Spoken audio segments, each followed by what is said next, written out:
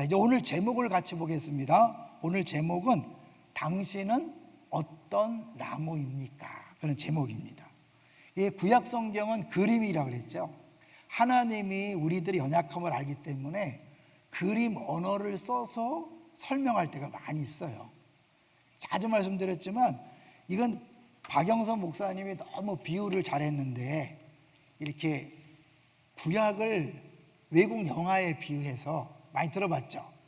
외국 영화가 있으면 우리가 이제 지금은 많이 알아듣지만 우리가 영어를 못 알아듣기 때문에 여기 자막이 이렇게 뜨잖아요, 그죠?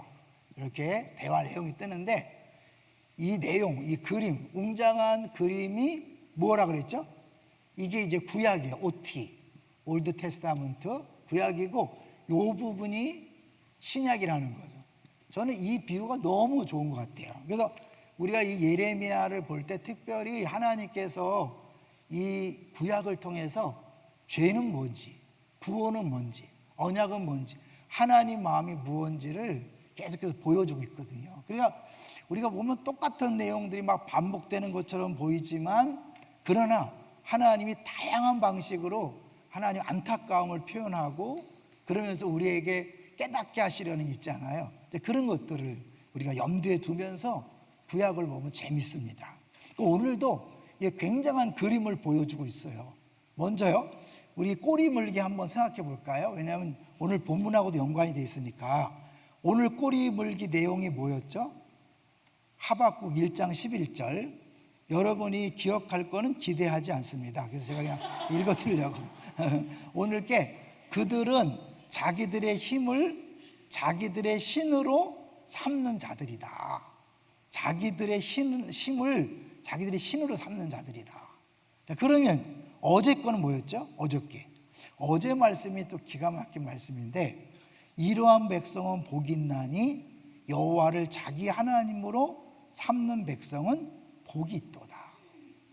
그리고 이제 복과 연관돼서 월요일 날에는 뭐였죠? 월요일 날은 너희가 만일 내가 오늘 너희에게 명하는 너희 하나님 여호와의 명령을 들으면 복이 될 것이요. 복에 대해서 계속해서 이야기하고, 이 복과 무엇을 믿는가, 그것에 대해서 이야기하는 거죠. 저는 그 시편 144편의 말씀이 처음에는 잘 몰랐어요. 무슨 여호와를 뭐라고 그랬죠? 자기 하나님으로 삼는 자. 아니 뭐 여호와도 하나님이고 이것도 하나님인데 뭔 말인가 그랬어요. 근데 나중에 보니까 여기 이 자기 하나님이라는 건 뭐냐면 신이 있는 거, 자기 신으로 삼는 거죠. 오늘 그 꼬리 물게 나오는 것처럼 자기 힘을 신으로 삼는 거죠. 여호와를 신으로 삼는 사람, 물질을 자기 하나님으로 삼는 사람, 자녀를 자기 하나님으로 삼는 사람. 그러니까 하나님 외에 다른 것으로 자기 하나님을 삼는 사람이 있는데, 그 성경에 나오는 약속의 언약의 하나님을 자기 하나님을 삼는 사람이 복이 있다.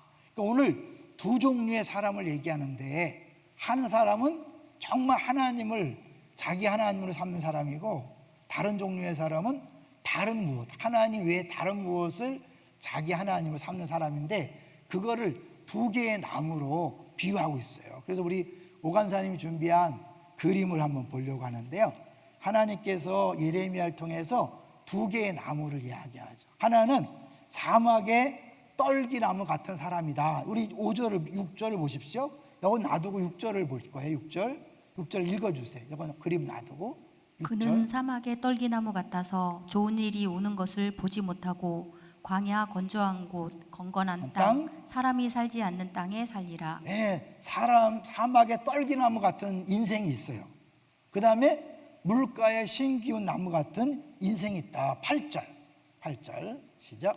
그는 물가에 심어진 나무가 그 뿌리를 강변에 뻗치고 더위가 올지라도 두려워하지 아니하며 그 잎이 청청하며 가무는 해에도 걱정이 없고 결실이 그치지 아니함 같으리라. 두 종류의 나무를 비유하는데, 여기서 우리가 찾을 건 뭐냐면, 우리에게 현안, 아주 매일매일 접하는 문제가 뭐냐면 두려움의 문제잖아요. 걱정의 문제잖아요. 그런데 8절, 이제 본문을 보여주세요. 8절을 같이 볼 거예요. 우리 17장 8절을 띄워주시고 천천히 보면, 그는 물가에 심어진 나무가 그 뿌리를 강변에 뻗치고 더위가 올지라도 올해 열여름 많이 더웠잖아요. 더위가 올지라도 두려워하지 않는다는 거예요. 그 다음에 그 잎이 청청하며 가무는 해도 걱정이 없고 결실이 그치지 아니한 같으리라. 두려워하지 아니하며 걱정이 없다. 두려움이 없는 삶 원하십니까? 원하시죠? 그 다음에 우리가 걱정이 없는 삶 원하잖아요. 우리는 사실 이 두려움과 걱정에서 해방되기가 어렵잖아요. 늘 오늘도 여러분 두려워하지 않았어요? 오늘도 걱정하며 살지 않았어요? 다 하나님이 함께 한다고 생각하지만 순간순간마다 두려움이 오고 걱정이 오지 않았어요? 이럴 때 이 두려움과 걱정을 막 안 두려워해야지, 걱정하지 말아야지 해서 해결되는 게 아니라 이 두려움과 걱정의 원인이 어디 있는가를 알면 우리가 해결할 수 있는 거죠. 그러니까 오늘 그 답을 주는 거예요. 자, 그럼 이 어떤 사람이 두려움과 걱정이 없다 그랬어요? 물가에 심겨진 나무, 물가에 심어진 나무 같은 사람이 두려움이 없다. 한마디로 왜요? 이 물가에 심어졌기 때문에 끊임없이 수분을 공급받잖아요. 그런데 이제 또 하나는 뭐죠? 사막의 떨기나무. 사막의 나무는 물이 충분합니까? 부족합니까? 늘 부족하죠. 가끔 뭐 비도 오지만 늘 부족에 시달리는 거죠. 그러니까 이렇게 늘 부족에 시달려서 두려움과 걱정에 쩔쩔매는 사람이 있는가 하면 물가에 심은 나무처럼 두려움이 없이 걱정이 없이 루랄라 하나님을 찬양하며 걸어갈 수 있는 사람이 있는 거죠. 그럼 두 사람의 차이는 뭘까요? 볼게요. 본문에 나와 있어요. 자, 5절입니다. 5절 시작. 여호와께서 이와 같이 말씀하시니라. 무릇 무릇 사람을 믿으며 육신으로 육신으로 그의 힘을 삼고 마음이 여호와에게서 떠난 그 사람은 저주를 받을 것이라. 나왔죠? 무엇을 믿는 거죠? 사람을 믿는 거죠. 하나님이 아니라 사람을 믿으며 육신으로 그의 힘을 삼고 내 능력, 내 학력, 내 재산, 내 미모, 내 건강 이거를 힘삼는 사람. 오늘 꼬리물개 묵상 내용이 뭐였어요? 네? 묵상 내용은 더 모르지 뭐. 그렇죠? 내 주먹을 믿지 그거 있잖아요. 내 주먹을 믿지. 이제 사람들이 누군 모는 걸 믿게 돼 있어요. 아무것도 안 믿는 사람은 있을까 없을까요? 아무것도 안 믿는 사람은 없어요. 다 뭔가를 믿게 돼 있어요. 하다못해 주먹을 믿든지 자녀를 믿든지 돈을 믿든지 자기 힘을 믿든지 뭐든지 믿는데 그 믿는 것이 뿌리가 되어서 우리 삶의 모든 영향을 끼친다는 거예요. 그 믿음이 내 건강 문제, 재산 문제, 자녀 문제, 신앙생활의 모든 문제에 영향을 끼치기 때문에 잘못된 믿음을 갖고 있으면 끊임없이 두려워하고 끊임없이 걱정하는 거예요. 그러면 제대로 된 믿음을 갖고 있으면 걱정과 두려움이 없다는 거예요. 자, 여러분 지금 솔직히 얘기해 보세요. 두려움이 있습니까? 없습니까? 있어요? 뭐가 제일 두려워요? 다 두렵죠? 다 두려워. 잘못하면 다 두렵고 또 제대로 정신 차리면 하나도 안 두렵고 이쪽은 다 두렵고 정신 차리면 아무도 안 두렵고 우리 그런 인생을 살고 있잖아요. 자, 이제 그래서 이 두 번째 박스를 한번 볼 텐데요. 이 떨기나무라는 게 뭔가? 이 떨기나무라는 게 이제 마른 풀이고 가난하고 버림받은 이제 그야말로 그냥 헐벗은 그런 거죠. 우리 떨기나무 생나는 사람 있죠? 떨기나무 하면 모세인데 모세가 만난 떨기나무는 또 이 다른 떨기나무예요. 그러니까 요 떨기나무란 단어는 딱 2번 쓰임 받았는데 하나님이 특별히 예레미야에게 이렇게 하라고 한 말씀 요 단어가 아주 특별한 단어예요. 아주 헐벗고 가난하고 정말 안 좋은 걸 다 갖다 붙일 수 있는 그런 나무라고 그렇게 성경은 이야기하고 있죠. 자, 그래서 사막의 떨기나무 같아서 좋은 일이 오는 것을 보지 못하고 광야와 간조한 곳, 건건한 땅, 사람이 살지 않는 땅에 살리라. 나무에 비했지만 정말 메마른 땅, 늘 목마름과 고통과 아픔 속에 시달리는 삶을 산다고 하는 거예요. 분명히 예수님은 이 땅에 오실 때 어떻게 했죠? 예수님 내가 온 것은 양으로 생명을 얻게 하고 또 뭐예요? 풍성함이죠. 그러니까 우리 예수 믿는 사람은 부족함이 없는 삶을 사는 게 당연하고, 부족함이 없다는 것은 돈이 많다는 것, 뭐 병원에 안 간다는 그런 것도 있지만 뭐예요? 더 이상 니드가 없는 거죠. 요구사항이 없어요. 근데 엄밀히 말하면 뭐 먹을까 입을까 이런 것들이 니드고, 더 큰 것은 욕망이 없는 삶이죠. 그러니까 현재 속에서 만족할 수 있는 삶. 근데 그게 그냥 만족해야지, 뭐 자족해야지, 나보다 가난한 사람이 있는데 이 정도면 괜찮지, 그런 만족이 아니에요. 비교해서 만족하는 사람은 또 다른 비교 대상이 오면 쓰러지는 거예요. 그러니까 얘가 나보다 못한 사람 볼 때는 막 그래 이 사람보다 나으니까 만족해야지, 그러다가 이쪽에 봤더니 뭐예요? 너무 많이 가지고 있어. 그러면 또 이제 이게 그걸로 만족하는 사람은 흔들리는 거죠. 그게 아니라 내 안에 근본적인 필요가 채워져서 더 이상 무언가를 바라지 않는 그런 상태가 되는 거죠. I have no need. 여러분 그런 행복을 누리시기를 주의 이름으로 축원합니다. 근데 그렇게 못 누리는 이유가 뭘까? 그 3번 박스를 볼 텐데요. 3번 박스. 사실 이 뿌리 얘기를 계속 할 거예요. 한번 읽어보겠습니다. 시작. 내가 찾은 모든 말씀에서 뿌리가 하는 일에 대해 말씀하는데 기본적으로 두 가지 역할을 합니다. 첫째는 나무가 바람에 날아가지 않도록 땅에 고정하는 일입니다. 둘째는 흙에서 양분을 흡수하고 빨아들입니다. 우리에게 어떤 의미인가요? 죄라는 것은 하나님이 아닌 다른 것에 뿌리 내리는 것입니다. 이것은 중요한데 죄를 본질적인 규칙 위반으로 생각한다면, 죄를 주로 규칙을 위반하는 정도로 생각한다면 죄와 경건을 일종의 단계가 있다고 보게 될 것입니다. 하나는 다른 하나를 가리웁니다. 말이 어렵죠. 사실 죄를 단순히 무슨 법을 어기고 하나님 말씀을 어긴 정도로 보면, 죄인이 조금 열심히 살면 경건한 사람이 되는 것으로 착각하는데, 죄인과 경건한 사람은 본질적으로 다르다는 거예요. 동의하시나요? 근데 우리 잘못하면 죄인은 죄를 많이 짓는 사람이고 경건한 사람은 죄를 조금 짓는 사람으로 아는데 그게 아니에요. 이 죄의 문제가 뭘 어기는 정도가 아니라 근본적으로 뿌리를 다른 곳에, 하나님 아닌 다른 곳에 뿌리를 받고 있을 때 그것을 죄인이라고 그래요. 자, 그래서 우리 예레미야가 그 전에 한번 이야기한 내용이 있죠. 2장 13절로 가볼게요. 이 이스라엘 백성이 악을 행했는데 두 가지를 분명히 지적했죠. 2장 13절.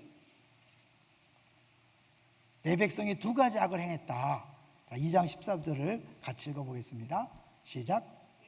내 백성이 두 가지 악을 행하였나니 곧 그들이 생수의 근원되는 나를 버린 것과 스스로 웅덩이를 판 것인데 그것은 그 물을 가두지 못할 터진 웅덩이들이니라. 이 말씀을 잘 묵상해 보세요. 두 가지 악이, 하나는 뭐예요? 생수의 근원되는 하나님을 버린 거죠. 그러니까 생수 끊임없이 수분이 공급돼야 되니까 결국 사막에 심겨진 나무를 이야기하는 거죠. 그러니까 물가에 심겨진 나무는 끊임없이 물을 계속 공급받는 것처럼, 그거는 하나님에게 뿌리를 둔 사람을 이야기한다면, 생수의 근원되는 하나님을 버리고 딴 곳에 빨대를 꽂는 거죠. 애들 말은 빨대를 꽂는 건데 빨대 정도가 아니라 그냥 뿌리가 그런 사막에 이게 박혀 있어서 계속해서 부족 현상을 느끼는 그런 상태. 그러니까 늘 부족하니까 남편도 불만이고, 아내도 불만이고, 자녀도 불만이고, 교회도 불만이고, 안산도 불만이고, 나라도 불만이고, 이놈의 세상도 불만이고, 다 불만인 게 뭐냐면 그 세상 문제가 아니라, 환경 문제가 아니라 사실은 뿌리 문제라는 걸 얘기하는 거예요. 여기서 이제 비 얘기를 하잖아요. 여기 다시 볼게요. 이제 다시 본문으로 돌아와서, 이제 이 물가에 심기운 나무는 뭘 걱정하지 않냐면 비가 안 와도 걱정 안 한다는 거예요. 다시 우리 17장 8절을 보시면, 17장 8절 시작. 그는 물가에 심어진 나무가 그 뿌리를 강변에 뻗치고 더위가 올지라도 두려워하지 아니하며 그 잎이 청청하며 가무는 해에도 걱정이 없고 결실이 그치지 아니함 같으리라. 더위가 올지라도, 그 다음에 비가 오는 가뭄이 와도 걱정이 없어. 왜요? 이 더위나 가뭄이 이 나무에 영향을 줍니까 안 줍니까? 에? 줘요 안 줘요? 줘요? 안 주는 거잖아. 여기 보면 물가에 심겼기 때문에 계속 물이 공급되니까 사실 사막에 심기운 나무는 비가 와야 돼. 가뭄을 큰일 나. 그나마 가뭄은 큰일 나는 거예요. 그런데 물가에 심긴 나무는 비가 안 와도 그냥 물이 늘 공급되니까 걱정 없는 거죠. 그래서 사실은 그 성경에서는 이스라엘 백성은 가나안 땅에 살게 했지만 그 죄의 상징인 애굽은 뭐예요? 가뭄이 없어요. 왜 없죠? 나일강이 있으니까. 그래서 끊임없이 이스라엘 백성들이 가뭄만 일어나면 자꾸 애굽으로 가잖아요. 가지 말라. 세상으로 가지 말라 그러는데 이제 그거랑 좀 다른 차원인 거예요. 그러니까 여기서 이제 그 애굽이 나일강 때문에 가뭄 걱정을 안 하는 것처럼 이 물가에 심기운 나무는 가뭄을 걱정하지 않아요. 더위를 걱정하지 않아. 자, 여기서요, 우리가 신앙생활하면서 나는 남편 때문에 힘들어요. 다 좋은데 우리 남편 때문에 힘들어요. 다 좋은데 아내 때문에 힘들어요. 다 좋은데 그 첫째는 괜찮은데 둘째 때문에 힘들어요. 둘째는 괜찮은데 첫째 때문에 힘들어요. 돈이 없어 힘들어. 이게 다 뭐예요? 외부적인 조건이잖아요. 이건 뭐예요? 가뭄, 이런 환경, 더위, 이런 걸 탓하는데 물가에 심기운 나무는 그것에 영향을 받는다 안 받는다? 안 받는다. 그러니까 우리가 이 두려움과 걱정은 사실은요, 우리가 막 가뭄이 와도 걱정이고 홍수가 와도 걱정이고 병 나도 걱정이고 돈 없어도 걱정이고 다 걱정하잖아요. 그런데 이 물가에 심긴 나무가 되면 그런 것이 걱정할 게 없다는 거예요. 왜? 계속 공급되니까. 할렐루야. 목사가 너무 편한 소리 하나요? 저는 오늘 이번에 들어보니까 4번째 암이었어요, 이번에. 근데 그것도 막 너무 심각한 암이어서 막 다 주변을 막 다 잘라내는 어마어마한 수술을 했어요. 근데 그 권사님이 결과가 좋다고 우리 전임 교육자들을 식사를 이렇게 제공하는데 들으면서 우리들이 감동이야. 그 어마어마한 그 암을 4번이나 당하면 우리는 어떻게 하나님 있냐? 하나님 이럴 수 있냐? 그러고 떠나는 게 어떻게 보면 정상이잖아요. 그런데 오히려 감사해서 전교육자를 대접하는 걸 보면서 그게 사실이 이거잖아요. 물가에 심겨온 나무의 모습이잖아요. 암이 흔들지 못하고, 가난이 흔들지 못하고, 자녀가 흔들지 못하고, 주변 사람들이 흔들지 못하는, 요동하지 않는, 아까 뿌리는 흔들리지 않는 것과 공급이었잖아요. 우리 모든 성도님들이 정말 물가에 심기운 나무처럼 하나님으로부터 계속해서 공급을 받아서 가난이 와도 질병이 와도 사람이 시험 들게 하고 막 이상한 소리 하고 뒷담화를 하고 막 삐죽거리고 막 욕해도 흔들리지 않는 행복한 성도 되시기를 주의 이름으로 축원합니다. 그 얘기, 이게 우리가 정말 왜 흔들리고 왜 힘들고 어렵냐면 내가 뿌리를 어느 순간에 바꿔버려서 그래요. 하나님이 뿌리가 아니라 사람들의 인기에 뿌리를 박다든지 사람들의 인정에 뿌리를 바꿨다든지 내 자존심에 뿌리를 박다 보니까 남들이 하는 말에 견딜 수 없는 거야. 이 상처가 안 될 수가 없어요. 시험이 안 될 수 없는 게 나도 모르게 어느 순간에 하나님에게 뿌리를 둔 게 아니라 다른 그 무엇에 뿌리를 뒀기 때문에 조금만 더위가 왔을 때 막 힘들어지고 가뭄이 왔을 때 막 쩔쩔매고 그런 거죠. 이해되시죠? 4번째 박스를 볼게요. 자, 결국 뿌리는 믿음이라는 거죠. 뿌리는 믿음에 대한 거예요. 같이 읽어봅니다. 시작. 당신의 뿌리와 믿음은 같습니다. 내가 누구인지는 중요치 않다. 내가 종교적이다라고 생각을 하든지 않든지 너는 기능하는 믿음을 두었고 기능하는 뿌리를 두었다라고 말합니다. 예레미야가 모두에게 말하기를 내가 누구인지 중요하지 않다. 내가 뭐 난 종교적이다 아니다 뭐 믿는다 안 믿는다 말이 중요한 게 아니라 뭐예요? 사실은 내가 나도 모르게 믿고 있는 그것이 내 뿌리가 되고 그 뿌리가 모든 생활에 영향을 준다. 제가 얘기해요. 너 쟤 뭘 믿고 저러냐? 우리 믿음을 속일 수 없어요. 결정적인 순간에 우리의 말과 우리의 행동과 태도와 그것은 다 평상시 우리가 뭘 믿고 있느냐에 따라서 그게 나타나는 거잖아요. 동의하시나요?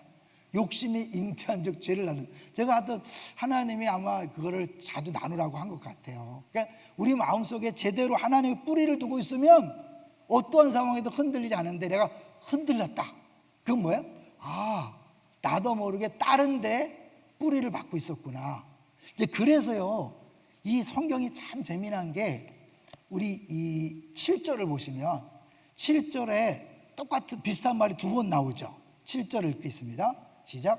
그러나 무릇 여호와를 의지하며 여호와를 의뢰하는 그 사람은 복을 받을 것이라. 똑같은 말을 왜 두 번 썼을까요? 이거는 사실 강조하는 것도 있는데 자칫하면 하나님 우리가 의지, 의뢰란 말을 썼는데 그 쉽게 얘기하면 내가 믿긴 믿는데 믿어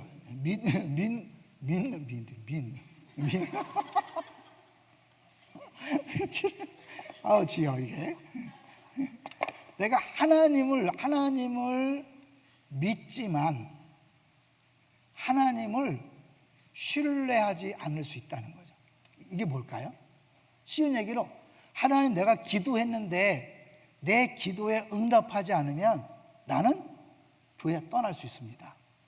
기도를 왜 하는 거예요? 믿는 거잖아요. 그죠? 하나님이 내 기도를 들으신다는 걸 믿기 때문에 기도는 하지만 내 기도 제목을 안 들어주면 끝입니다. 그건 뭐예요? 하나님이 더 큰 거예요? 내 기도 제목이 더 큰 거예요? 내 기도 제목이 하나님보다 더 중요한 거예요. 이런 사람이 적어요, 많아요? 아주 많죠. 우리 한번 손 들어 볼까요? 저는 뭐 제가 부족한 면을 한번 경험했잖아요. 우리 아들 때문에. 그렇죠? 그러니까 결국 내가 기도에 응답 안 됐기 때문에 실망하고 좌절하고 절망한다는 건 어느 순간에 하나님을 신뢰하는 게 아니라 이 기도 내용을 시도하는 거죠. 하나님 나 부자 만들게 해주세요. 1등 하게 해주세요. 이번에 저 남자와 꼭 결혼하게 해주세요. 이런 직장에 꼭 들어가게 해주세요. 믿습니다. 사실 그렇게 해도 하나님이 그게 필요하면 주시고 안 필요하면 안 주신다. 이게 진짜 믿음이잖아요. 그죠? 근데 우리는 어떻게 해?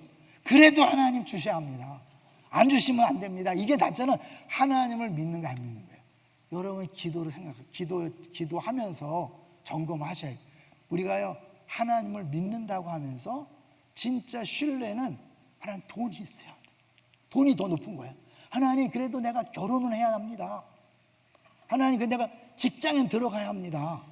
내 자녀가 대학교에 들어가야 됩니다. 다른 최소한 이건 있어야죠. 이게 뭐냐면 이게 그거를 더 신뢰하는 거예요. 왜? 그거 없으면 행복하지 않잖아. 그거 없으면 의미가 없잖아. 살 맛이 안 나잖아. 그게 사실은 우상인 거죠. 우리 계속 얘기했던 하나님을 믿는다고 하지만 하나님이 목적이 아니라 수단이 되는 거예요. 내 궁극적인 목적을 이루는 수단. 심지어는 뭐예요? 요술램프가 된 거죠. 그러니까 흔들리거든. 신앙생활에 왜 우리가 흔들리고 막 넘어지고 막 좌절하고 실망하냐면 진짜 신뢰 대상이 하나님이 아니라 사람들의 인정, 사람들의 박수, 내 사역의 성공, 잘했다는 거. 목사가 설교로 구원받으려 하는 것처럼 설교를 잘하면 못하면 막 나도 모르게 신뢰가 설교에 대한 인정이 되는 거죠. 튕기려고 해서 구원받으려 하지 마라. 여러분 사역하고 나서 사람들이 그 부서 잘했대. 그러면 어떻게 우리 부서가 그런 부서야. 막 하다가 부서 뭐 좀 이상하다며?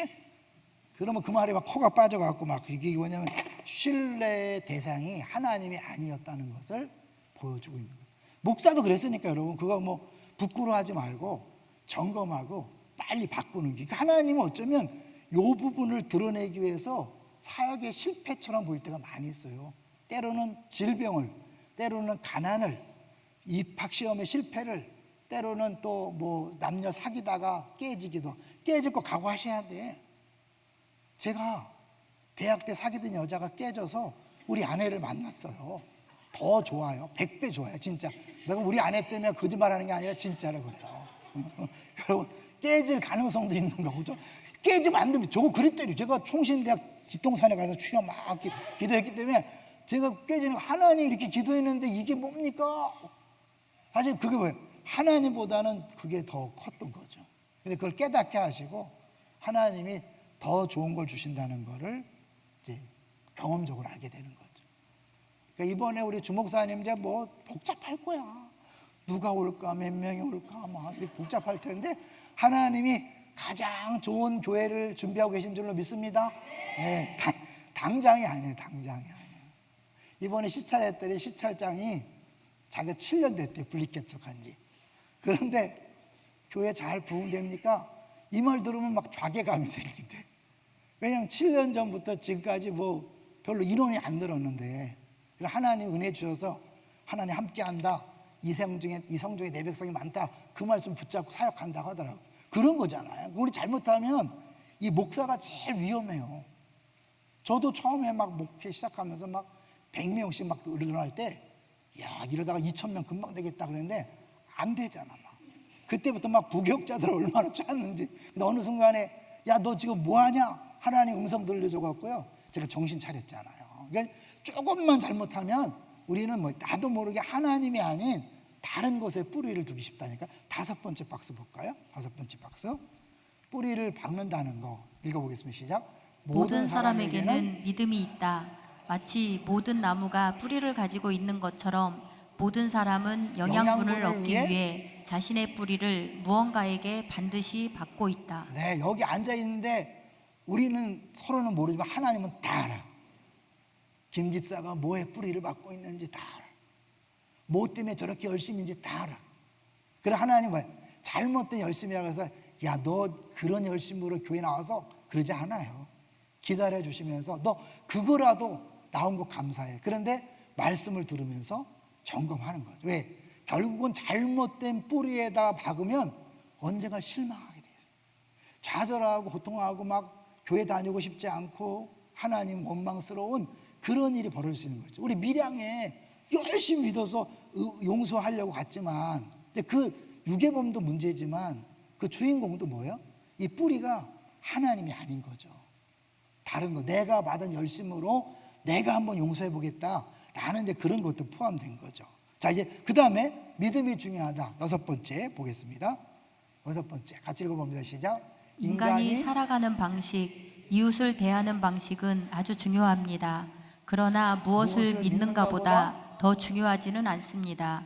믿는 내용이 그대로 삶의 방식으로 반영되어 나오기 때문입니다. 교리 문서에 서명을 했든 안 했든 자신이 진정으로 믿는 그것이 궁극적으로 삶이 되는 것입니다. 그러니 도덕이 곧 삶의 전부인 양 말하면 안 되지요. 그러니까 우리는 자꾸 막 신앙생활을 잘하니 못하니 막 이런 행동을 보는데 진짜 중요한 건 뭐예요? 그 마음 깊은 곳에 진짜 믿고 의지하는 것이 뭔가를 봐야 돼요. 그래서 그것이 어느 순간에 결정으로 드러나거든요. 여기서 하나님이 9절에 예레미야에게 하신 말씀이 있어요. 9절 볼까요? 9절 시작. 만물보다 거짓되고 심히 부패한 것은 마음이라. 누가 능히 이를 알리오마는. 사실 우리 중에 어느 누구도 난 전적으로 100% 하나님께만 뿌리를 두고 있습니다라고 말하기가 어려워요. 만약에 하나님께만 뿌리가 두고 있으면 정말 늘 진짜 항상 기뻐하고 쉬지 말고 기도하고 범사에 감사하는 생활이 가능할 줄로 믿습니다. 근데 그게 아니고 다른 것이 내 안에 있으니까 기도보다는 그걸 해야 되고 기쁜 것보다는 그것이 걱정이 되고 염려가 되고 그걸 빨리 해야 되는데 그거 있었으면 좋겠는데 범사에 감사하라 그러는데 이건 아닌데 그런 생각이 드는 게 뭐냐면 나도 모르게 내 마음이 하나님의 다른 거 있는 거죠. 그 하나님이 그걸 아셔요. 10절 볼까요? 10절 시작.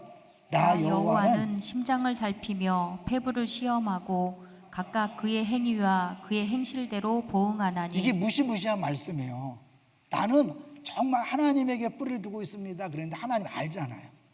어느 순간에 그걸 드러나도록 하신다니까. 무시무시해요.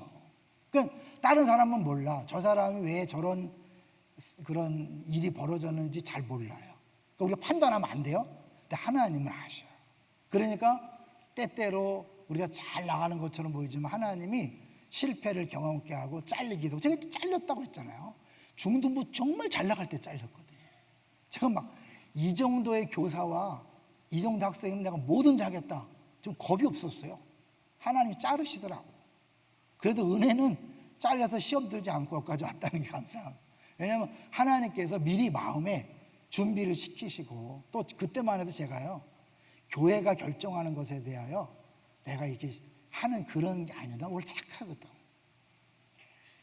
좀 그런가? 내가 생각해도 어떻게 저걸 참았나 싶은 생각이 들어요. 그러니까 그게 당회 때 저는 사실 우리 재촉하고 당회 결정했는데 또 장로님들이 나중에 찾아와서 그 결정을 번복한 일도 있었어요. 제가 우리 동료나 후배 목사들 하면, 목사님 목회를 그딴 식으로 합니까? 담임 목사가 돼가지고 뭐 이래요. 혼났어. 나 욕먹었어. 그런데 그게 나는 하나님 앞에서 내려놓는 목회를 생각하기 때문에 그런 창피를 무릅쓰고 번복했어요. 해자. 근데 지나고 나서 보니까 힘들어.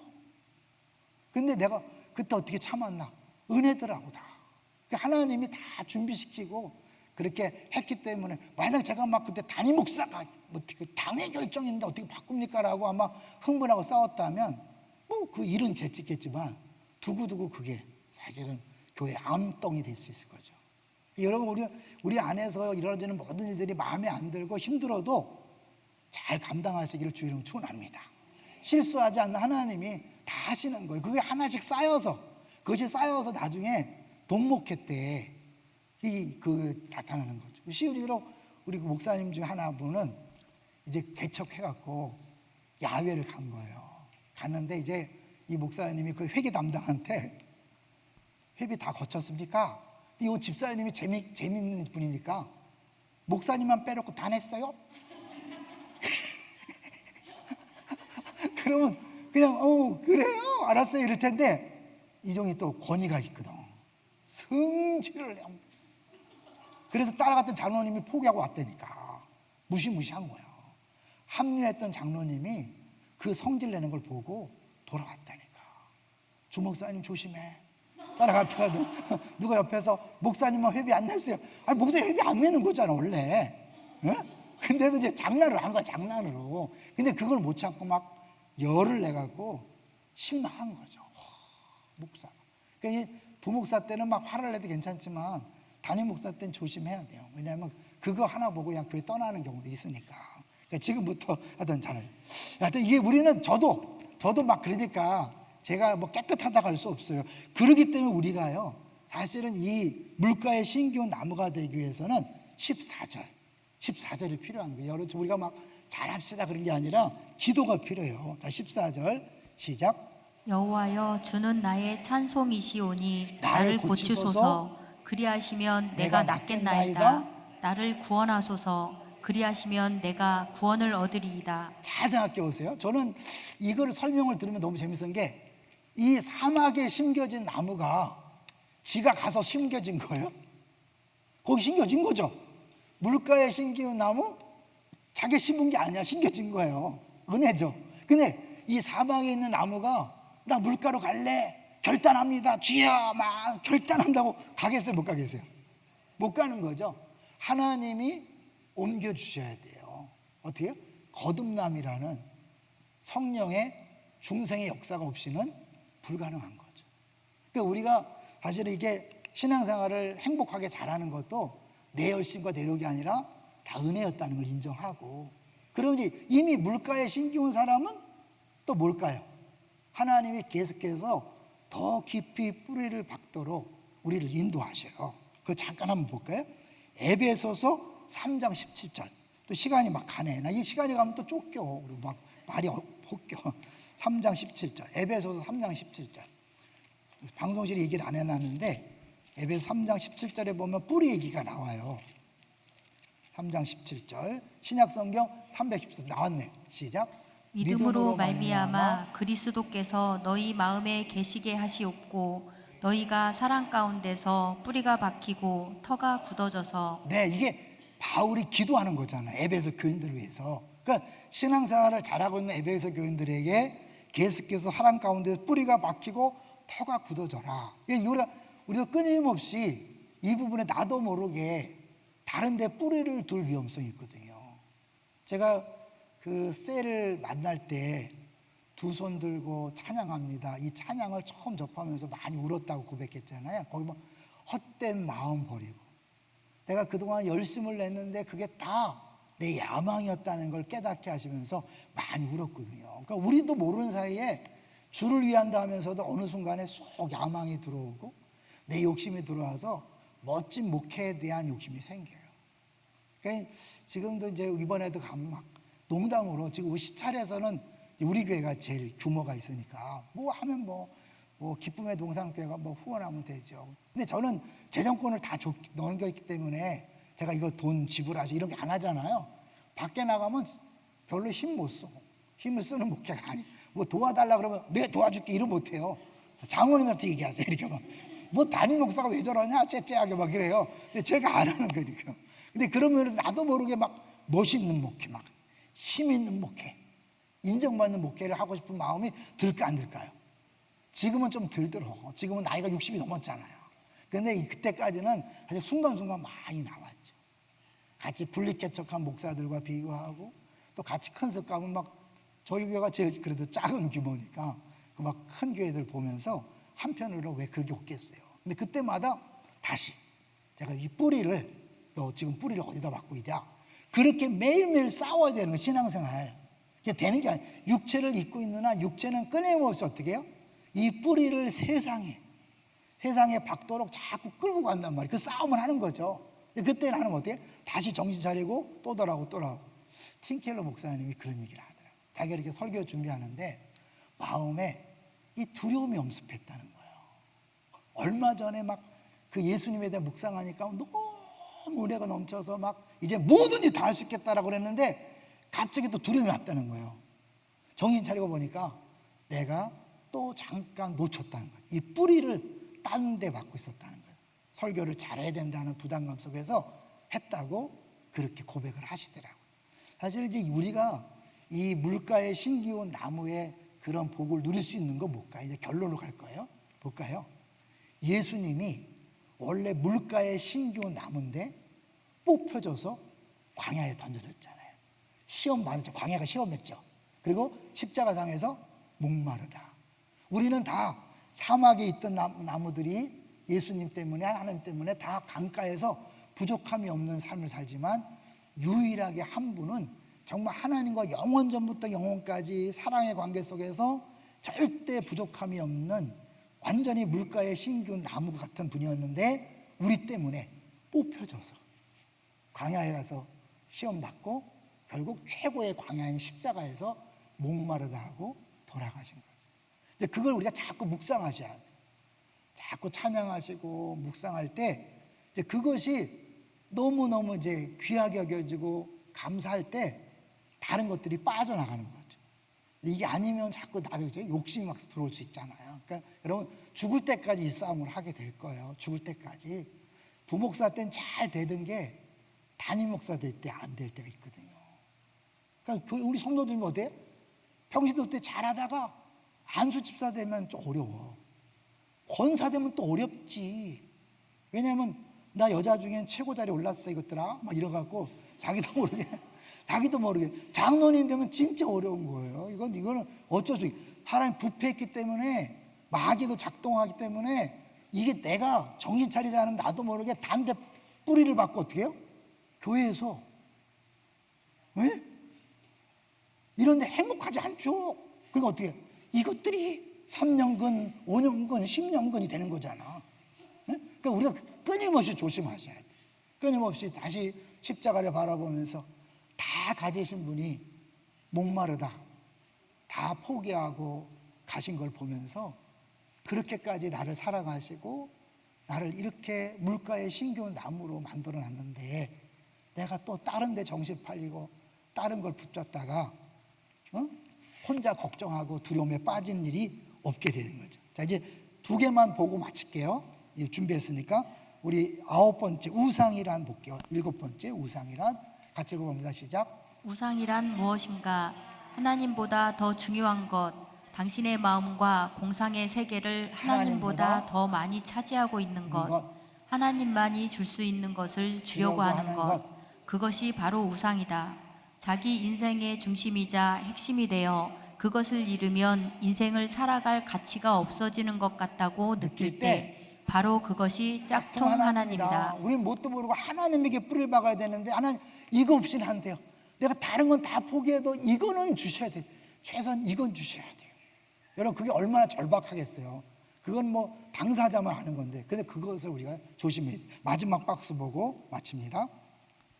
대주교 윌리엄 템플은 이렇게 말한 적이 있었다.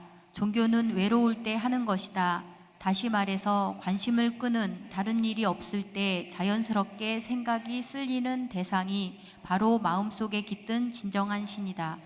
한두 가지 백일목을 꾼다고 해서 그것이 우상숭배에 빠져 있다는 징조는 아니다. 그보다는 마음 깊숙한 곳에서 기쁨과 위안을 얻고 싶을 때 어떤 생각을 습관적으로 하는지 스스로에게 물어보자. 사역에 주어질 땐 정신없이 하다가 가만히 있을 때 어떻게 세계역이나 가야 될 텐데 아니 그런 거니까 내가 그 정말 다른 것에 마음을 빼앗기지 않고 가만히 있을 때 내 마음속에 가장 사모하고 동경하는 것, 이런 그게 우상인 거죠. 근데 그것이 내 뿌리인 거예요. 나도 모르게. 근데 그걸 내가 해결하지 않으면 결정적인 순간에 사역하다가 관계를 맺다가 문제가 발생하는데, 이게 관계가 깨어지면 너무 힘들잖아요.